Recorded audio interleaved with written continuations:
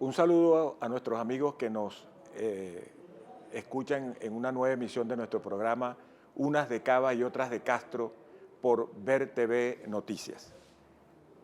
Winston, ¿cómo estás? ¿Cómo te va? Muy bien, Pedro. Mira, comienzan a salir las verdaderas realidades de la economía venezolana. Ya importantes analistas comienzan a hablar de una inflación de 120% del año 2014. Y estiman que la inflación para este año 2015 pudiera estar alrededor del 200%. Agregamos a eso una devaluación de casi el 3.000% solo en este último ajuste del sistema cambiario, una caída del 4% del PIB del año 2014 y una estimación del Fondo Monetario Internacional para el 2015 de una caída del 7%, estamos frente a una situación dramática de la economía. No hay capítulo de la historia económica venezolana tan negro como el que estamos viviendo actualmente. Y por supuesto, la tragedia se resume en el tema del desabastecimiento. Winston,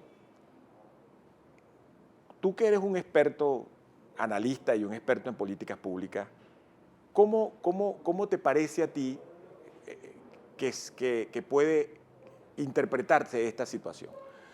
Muy buenas tardes, amigos que nos sintonizan por Ver TV. Como decía el amigo Heinz Dietrich, asesor del extinto presidente Chávez, ante la supremacía del gobierno en los medios de comunicación hay que ir a Internet. Invitamos a todos nuestros oyentes a que nos sintonicen por Internet, www.vertvnoticias.com. Efectivamente, Pedro, tú has dado un marco de cómo están las cifras macroeconómicas del país. Y el gobierno intenta siempre tapar y esconder esas cifras, Pedro, de modo tal de que pase el tiempo, transcurra el tiempo y nos acerquemos a las elecciones y ¡pum!, de repente hay elecciones. Por eso no es sorprendente la guerra, no nos debe sorprender lo de la guerra económica, que nosotros lo hemos dicho una y mil veces. No es guerra económica, es una economía de guerra en la cual padecen y viven los venezolanos. No nos sorprende las noticias de este joven que dirige la Superintendencia de Control de Precios, con esos supuestos allanamientos y esas cosas.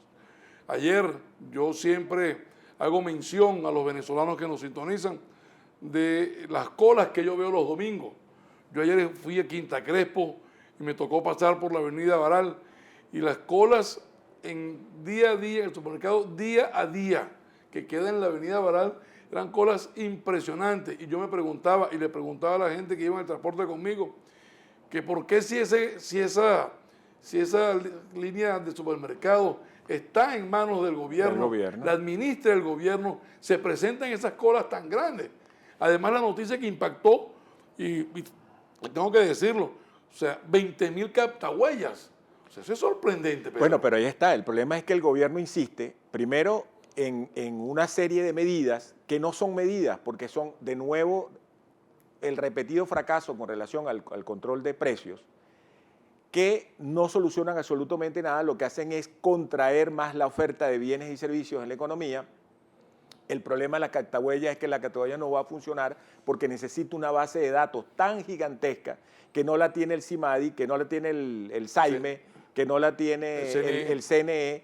Y por supuesto, las captahuellas lo que van a hacer es todavía mucho más pesada la cola, porque cada vez que va a haber la cola para comprar los alimentos y una cola inmensa para pagar.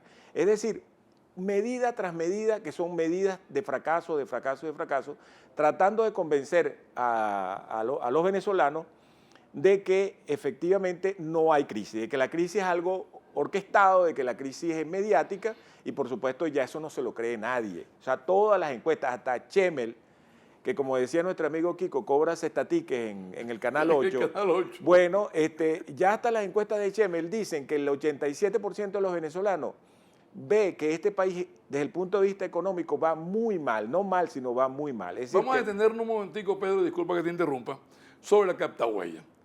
Vamos a suponer que la captahuella resuelva temporalmente el bachaqueo. Vamos a decir, bueno, sí, el bachaqueo lo va a controlar Captahuella, pero ¿y si siguen existiendo las colas porque los productos escasean? Si no hay un plan de recuperación de la producción. Yo ayer vi una información donde los señores de FEDEAGRO plantean cómo elevar la producción en el sector agrícola. Y yo hasta ahora no he visto ni he escuchado a sectores del gobierno, del sector agrícola, del sector alimentos, auspiciando o propiciando un encuentro con este sector. Pero bueno, Wisto, mira, es que es una cuestión ridícula. Mira, el bachaqueo antes era un problema en la frontera. Y de la noche a la mañana el bachaqueo pasó de la frontera o sigue estando en la frontera, sigue estando igualito en la frontera, pero ahora también lo tenemos en la ciudad. En la capital Entonces, del Estado. en la capital del Estado. Entonces, ¿dónde está el gobierno? ¿Dónde está el gobierno? No puede ser que el gobierno quiera convencer a los venezolanos de que el bachaqueo es un problema de los empresarios. No puede ser además, porque yo lo veo, yo tengo 3 abastos cerca de mi casa. Y lo que yo veo es que las personas de las colas, más o menos un 40% de las personas de la cola son siempre los mismos. Ajá, y eso no está a la vista igual del gobierno, así como lo veo yo, no lo ven la fuerza pública, no lo ven el señor a pesar del esfuerzo del Sunde, ¿cómo se llama? Andrés Eloy Méndez. Ah, no lo ven. ¿Y de dónde sacan estos señores para estar dinero, para estar todos los días haciendo cola? Hoy vimos una cola en DACA. Bueno, exactamente, en el DACA de Boleíta. ¿Cómo se justifica? ¿Cómo se justifica? Y además unas colas que aparecen y desaparecen de manera mágica. Entonces, ¿quién convoca esas colas? ¿Quién las convoca? Pareciera que el gobierno tiene las manos detrás de estas Parece que el gobierno tiene las manos. Entonces, el bachaqueo antes estaba en la frontera, ahorita está en las ciudades. Y seguirá aumentando ese fenómeno, Winston, seguirá aumentando. Porque el problema, entre otros, que es la caída brutal del sistema productivo nacional y el modelo pésimo de gestión económica, de gestión política y social de este gobierno, además el problema se expresa en cosas muy sencillas, muy gráficas, muy fácil de ver por todos los venezolanos, que es la escasez de dólares. No hay dólares. Crean un sistema que es el sistema marginal de divisa y la verdad que es muy marginal porque no hay divisa. No llega una divisa. Ahora, nosotros, como ya podemos decir el costo del dólar paralelo, porque ya eso se despenalizó, ya todo el mundo lo sabe, me sorprendió que el viernes de la semana pasada terminó en 284. Claro. Y hoy abrió en 260. 64. Significa que alguien está metiendo dólares al sistema marginal de divisas. Así es. Yo espero que sea el gobierno. Yo espero que sea el gobierno. Y lo que me preocuparía es que el gobierno presionara a algunas de las empresas transnacionales que todavía quedan en el país para que metan su divisa al CIMADI. Pero a mí me parece, eso que acabas de decir es muy importante, porque tú, igual que yo, igual que todos los venezolanos, están apostando a que esta situación se resuelva. Claro. Pero si es que los únicos que dicen y pregonan la estupidez de que digamos, todo el mundo está apostando por el hundimiento del país, pues eso es una cosa, es una barbaridad. Nadie apuesta por el porque uno tiene familia, uno tiene hijos en la universidad, hijos en el colegio. Entonces todo lo que estamos tratando de intentar de meterle al gobierno una idea en la cabeza, que es a que haga algo. Que gobierne. Que gobierne. Tenemos 3 lustros perdidos en una retórica abusiva, en una retórica destructiva. Y luego, bueno, y seguimos en ese plan, porque ahora nos metemos con los Estados Unidos y entonces estamos inventando no solamente magnicidios, de las cuales el presidente Maduro lleva 16 denuncias de magnicidio y el presidente Chávez en su época denunció 66. ¿Cuántas van en total? Bueno, y siempre los sospechosos habituales, siempre los Estados Unidos y no pasa nada. Te fíjate tú, el lustro perdido, los 3 lustros perdidos, el país obtuvo los grandes recursos por producto. El barril de petróleo llegó a $120, casi $150. Así es. O sea, ¿qué se hicieron esos dineros? Claro. O sea, hay 350.000 millones de dólares que tienen venezolanos en el exterior desde el 2000 a la fecha. En la República Civil, no vamos a decir que no había fuga de capitales, se fugaron 150.000 millones de dólares, pero desde el 2000 a la fecha se han ido 350.000 millones de dólares en manos de venezolanos. Y el control de cambio, ¿quién lo impuso? ¿Quién lo impuso? ¿Y quién controla esa divisa? Pero además de eso, Winston, apenas en el 2005, este país exportaba 1.800.000 barriles de petróleo. Y en el 2013, a partir del 2013 comenzó a exportar solo a los Estados Unidos, que es el único que paga 800.000 barriles de petróleo. Es decir, se perdieron en el camino 1 millón de barriles de petróleo. ¿A quién vamos a culpar de eso? Al ¿Vamos a mismo culpar gobierno. de eso? Es el Bueno, mismo gobierno. pero el colmo es que digan que es el imperialismo o COEF de Cámara o que es Consejo de Comercio donde se han desaparecido ese Pero no millón de importa. barriles de petróleo. Los venezolanos nos estamos dando cuenta, se están dando cuenta de que la situación está allí, es protuberante. Eso es como una gran hinchazón que está surgiendo en ese cuerpo. Pero fíjate tú, la oposición está enfrascada en las elecciones. En las elecciones. Y debe ser ese el camino electoral, sin atajos. Ya produjo unos consensos, ya hay una decisión. UNASUR hizo el gran papelote. ¿Por qué? Porque habló de unas elecciones en septiembre. Bueno, y ese señor que surge como vocero de UNASUR, que es el expresidente Samper, un hombre desprestigiado, un hombre sin, vamos a decirlo en términos muy sin credenciales democráticas. Sin credenciales democráticas. ¿Cómo le va a imponer una agenda a la oposición? Así es. Sobre todo porque le negaron asistencia al coordinador, chico, de la Mesa de la Unidad. Claro. El periodista Jesús Chu Torrealba. Así es. Es decir, siempre el gobierno intenta distraer el pensamiento y la opinión de los venezolanos sobre los problemas. Afortunadamente, y eso hay que decirlo con propiedad, la oposición va a lograr una alianza perfecta para los próximos comicios. Va a haber una alternativa de elecciones, no va a haber un callejón donde los venezolanos solamente vamos a tener una sola opción, que es el PSV. Va a haber dos opciones, sólidas, consistentes, contundentes, para que ellos escojan. Claro, porque todo el cuento del gobierno de hablar de saboteo a la economía, de acaparamiento, de guerra económica, todo es para ocultar la tragedia económica, social y política, porque no hemos hablado todavía, o hemos hablado en otros programas, hemos hablado de la tragedia de la pobreza. Pero todos estos inventos, todas estas invasiones, todos estos magnicidios, es para ocultar la realidad que al gobierno más le aterra, y es el hecho de las elecciones parlamentarias. Y la derrota que van a recibir en esas elecciones parlamentarias, como la han recibido en todos los sitios donde se han hecho elecciones en los últimos meses. Porque el tema está en que el gobierno no ha conseguido que la oposición, esta oposición que tenemos, que es una oposición que ha venido siendo consistente en la lucha electoral, en el camino electoral, no han logrado que la oposición sea parte del camino electoral y que fije el norte hacia las elecciones. ¿Por qué?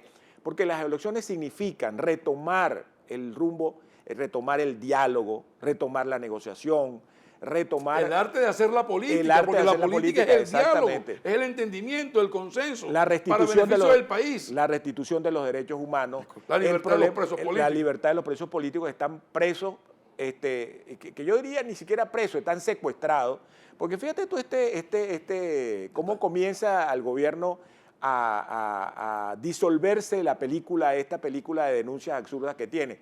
La propia fiscal general de la República, que es nada más y nada menos que la representante de la Vindicta Pública, dice en el programa de Vladimir Villegas, un conocido presentador del oficialismo, que no existe en Venezuela un delito que se llame golpe de Estado, porque me imagino, es una abogado, ella es un abogado, ella se refiere a que eso debe estar contextualizado en una determinada situación. Y no hay un delito que se llame golpe de Estado y no hay un delito que se llame transición, es decir, firmar por la transición o hablar de la transición, con lo cual desnuda, es decir, le tira para abajo el discurso al presidente Maduro. Es decir, ¿qué le va a decir a Pátria, a Lacayo del Imperio? ¿Qué le va a decir? A mí me gustaría, Pedro, vamos a evaluar el momento de las elecciones cuando arranque la campaña.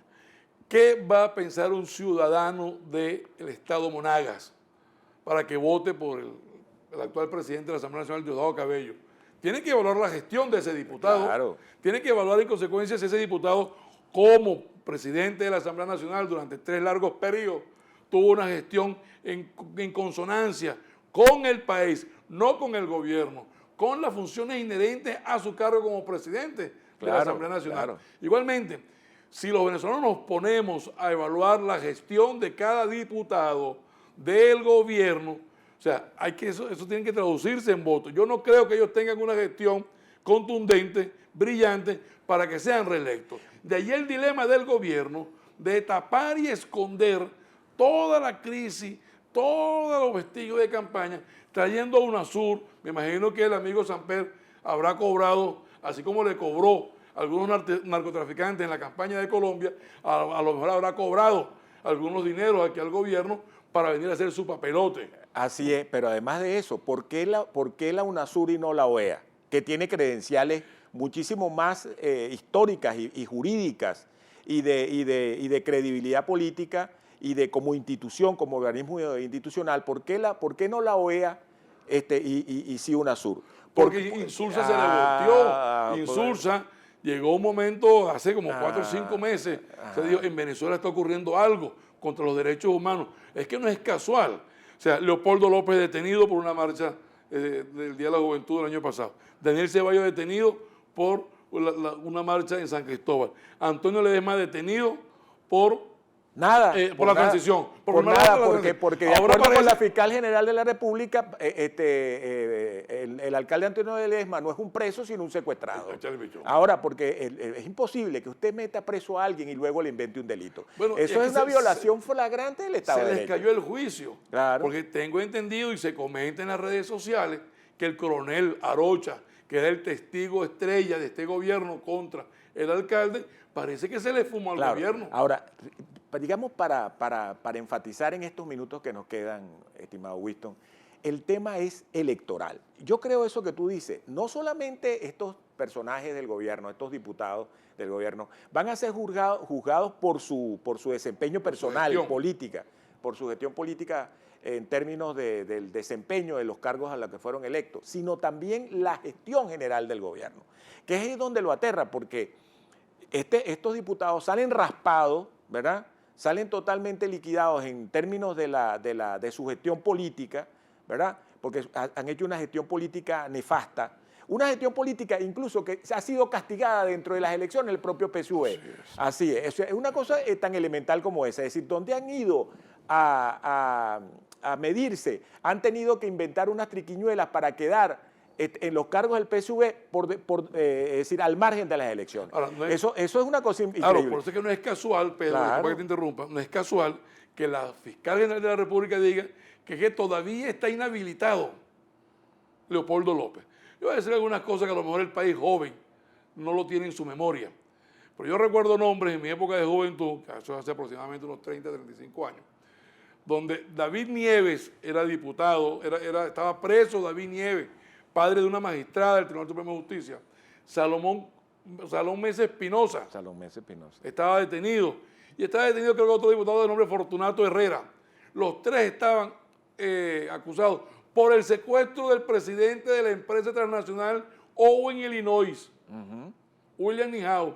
Y los detienen y la legislación en ese entonces permitió que estos señores fueran candidatos a diputados y salieron en libertad. Claro. Ahora, Winston, mira, fíjate, es importante que insistamos en el tema electoral. Nosotros le hacemos un llamado al Consejo Nacional Electoral, que es el organismo que fija las elecciones, la fecha de las elecciones, y no UNASUR, y mucho menos este personaje impresentable que se llama Ernesto Samper. Fija las elecciones de la Asamblea, a las elecciones parlamentarias, porque ese es el verdadero camino a la paz, al diálogo, a la reconciliación nacional y a la recuperación económica del país. Y nosotros, desde este espacio, que es un espacio para la opinión, el pensamiento y el quehacer político del país, hacemos votos para que esas elecciones se realicen, porque ese es el verdadero camino a la paz, al diálogo y al consenso. Pedro, unas son de Cabas y otras son de Castro, y nos volveremos a ver el próximo lunes a las 6 de la tarde.